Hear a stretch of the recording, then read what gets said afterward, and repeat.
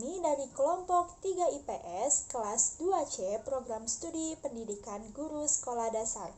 Kelompok 3 beranggotakan Muhammad Cepi Firmansyah, Nabela Yania Riza Putri Pratama, Salsa Fairuz Putri Isa, dan Septi Yunita. Pada kesempatan kali ini, kami akan memaparkan hasil observasi kami mengenai wawancara orang tua murid dan siswa SD kelas rendah. Tujuannya yaitu untuk mengetahui kondisi pembelajaran di Indonesia, terutama di sekolah dasar pada saat pandemi. Pandemi COVID-19 menyebar sejak akhir tahun 2019 hingga kini di beberapa wilayah dengan masa yang berbeda. Indonesia merupakan salah satu negara dengan jumlah korban terbanyak yang terkena paparan COVID-19 ini. Pandemi ini membawa dampak dan perubahan yang cukup besar bagi Indonesia. Pandemi ini membuat kita untuk selalu berjaga jarak dan hidup bersih agar memutus penyebaran COVID-19. Oleh karena itu, sistem pendidikan di Indonesia pun berubah. Saat ini, Indonesia menerapkan kurikulum darurat pandemi. Kurikulum ini disusun untuk menghadapi situasi pandemi COVID-19 di Indonesia yang dikeluarkan oleh Menteri Pendidikan dan Kebudayaan Republik Indonesia pada 4 Agustus 2020 yang lalu. Dengan menerapkan kurikulum tersebut, terdapat banyak perubahan, terutama pada peran orang tua yang terlibat langsung pada saat pembelajaran anak. Pada kesempatan kali ini, kami mewawancarai narasumber yang merupakan salah satu orang tua dari siswa kelas 1 sekolah dasar di Bandung. Narasumber kami bernama Ibu Nia. Ibu Nia merupakan seorang ibu rumah tangga. Ibu Nia berbagi pengalamannya dalam membimbing anaknya pada saat pembelajaran daring. Ia memberikan tanggapan bahwa pembelajaran daring saat ini dirasa kurang efektif, sehingga proses dan hasil pembelajaran sang anak dirasa kurang maksimal. Ibu Nia juga mengalami berbagai macam kesulitan pada saat membimbing anaknya. Salah satu kesulitan dan kendala yang dihadapi Ibu Nia yaitu dalam proses pembelajaran, anak mudah jenuh dan capek karena harus terus-menerus mengerjakan tugas secara tatap maya tanpa bisa tatap muka dengan guru maupun teman-temannya. Ibu Nia berasumsi bahwa sang anak mempunyai semangat belajar yang tinggi tetapi kurang termotivasi karena sulitnya bersosialisasi dengan teman-temannya yang mengakibatkan kejenuhan. Pada saat pembelajaran daring berlangsung, biasanya anak diberikan tugas oleh gurunya melalui grup di media sosial. Sedangkan materi biasanya diberikan guru melalui buku tematik. Biasanya anak bertatap maya dengan gurunya hanya pada saat ulangan. Menurut Ibu Nia, pembelajaran daring saat ini dibilang cukup seimbang karena tujuannya untuk memutus rantai penyebaran COVID-19. Tetapi, ia juga berharap semoga kedepannya pembelajaran bisa dilakukan secara tatap muka agar anak tidak mudah jenuh dan dapat bersosialisasi dengan guru dan teman-temannya. Assalamualaikum warahmatullahi wabarakatuh. Perkenalkan, nama saya Nabela. Nama saya Salsa. Di sini kita akan ngobrol-ngobrol sama orang tua, yaitu ibu dari Zalfa, narasumber kita tadi yang anak kelas 1 SD. Nah, pertama-tama kita mau tahu nih nama ibu siapa? Ibu Nia. Ibu Nia. Ibunya Zalfa ya? Iya, benar. Nah, kita mau nanya-nanya boleh ya? Boleh.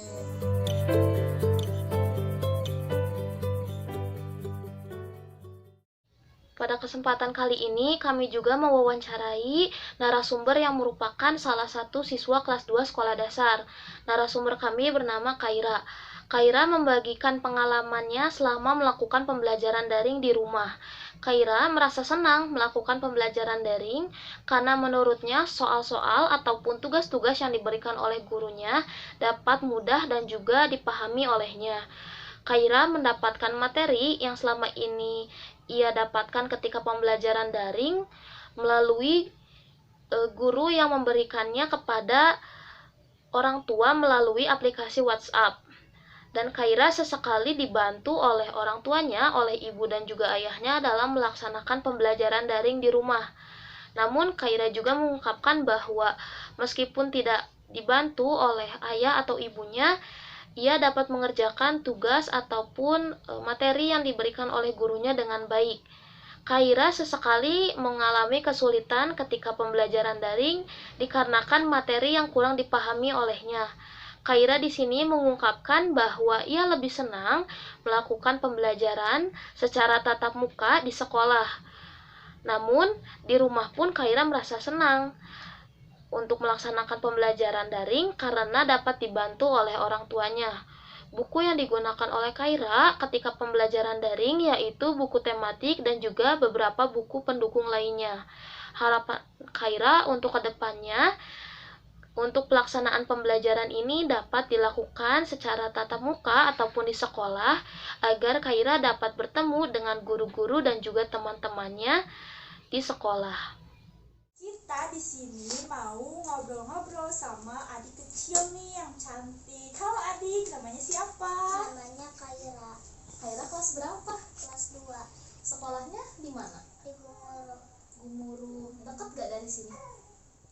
Jauh dikit. Oh, jauh dikit. Kita mau ngobrol-ngobrol boleh ya? Boleh. Santai aja nih ya. Nih, kakak mau nanya nih.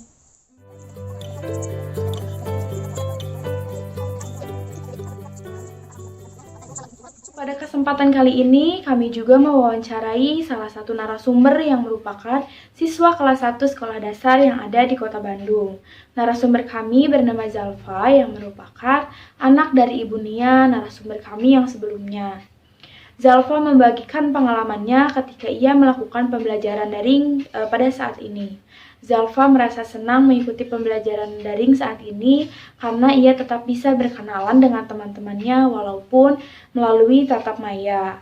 Nah, biasanya Zalfa mendapatkan materi yang diajarkan oleh gurunya melalui grup di media sosial, yaitu melalui WhatsApp.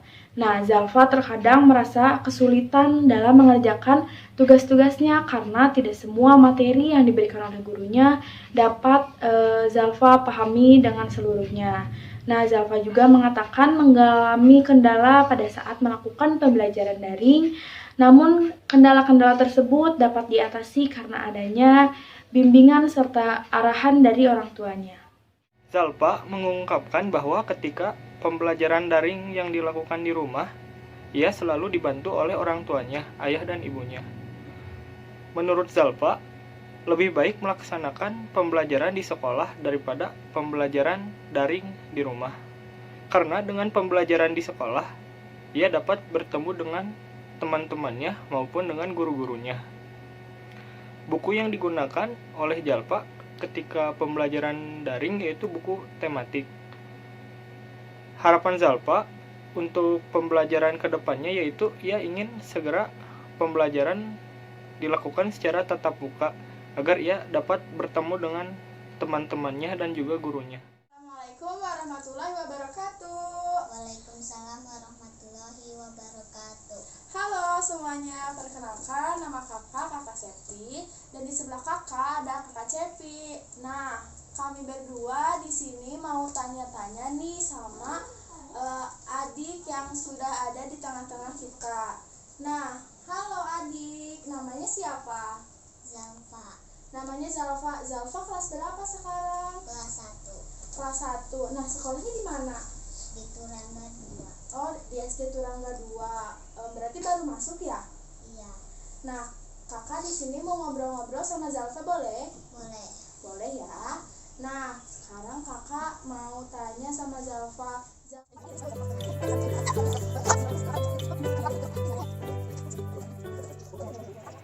Berdasarkan hasil observasi mengenai kondisi pembelajaran di SD saat pandemi terbilang kurang efektif, dikarenakan banyaknya kendala yang dihadapi oleh siswa, terutama SD kelas rendah.